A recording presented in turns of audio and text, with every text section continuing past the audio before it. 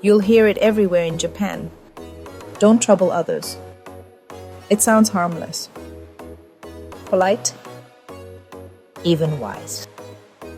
But this phrase isn't just social advice. It's a soft command, and it controls everything. Because in Japan, being visible is often treated as a threat. Hi, I am a Japanese person who spent 22 years abroad. Today we audit how this rule became the foundation of Japan's social operating system and what it costs those who refuse to shrink themselves to avoid causing discomfort. At the end, I'll share how to stay whole inside this surveillance society. So stay tuned. The rule behind the smile. In Japan, you don't need to break a law to be punished. You just need to make someone uncomfortable. Speak at a normal volume on public transport. Ask a difficult question. Need help. Take up too much space. No one will confront you. No one will explain. You'll just be avoided. Silently excluded.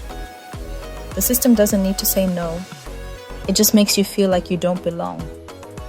That's the power of don't trouble others. It turns emotional discomfort into moral failure. Historical roots of self-erasure. This isn't new. In pre-modern Japan, during the 17th to 19th centuries, villages were organized into small surveillance groups. If one person caused trouble, the entire group was punished. It wasn't about justice. It was about control. To survive, people learned to suppress difference, to erase anything that might disturb the group. Over generations, this logic became internalized, not just as behavior, but as identity. Today, the punishment isn't physical, it's social disappearance. People apologize for coughing on a train, for asking questions, for existing in a way that might trouble someone else. Not because they harmed anyone, but because visibility still feels dangerous. Not out of consideration, but out of fear of being excluded. The cost of compliance. Don't trouble others sounds peaceful, but peace built on silence isn't peace. It's pressure.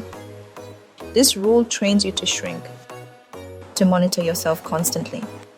You learn to apologize for taking up space, to soften your voice, to hide your needs, to make your existence as light and quiet as possible.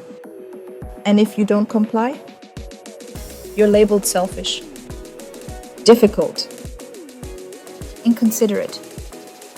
Not because you harmed anyone, but because you refuse to disappear on command. Here's the audit.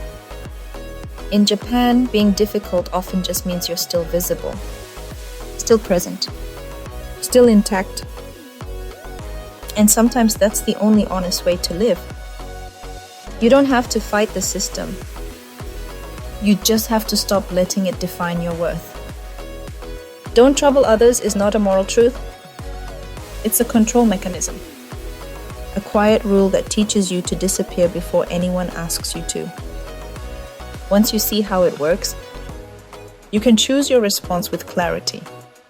You can decide when to comply for practicality and when to stay whole for survival.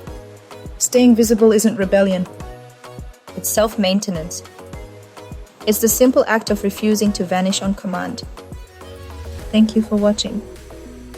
On this channel, we audit how Japan's social operating system works, the rules you're expected to follow, and the cost of staying human inside a system built on silence. See you in the next report.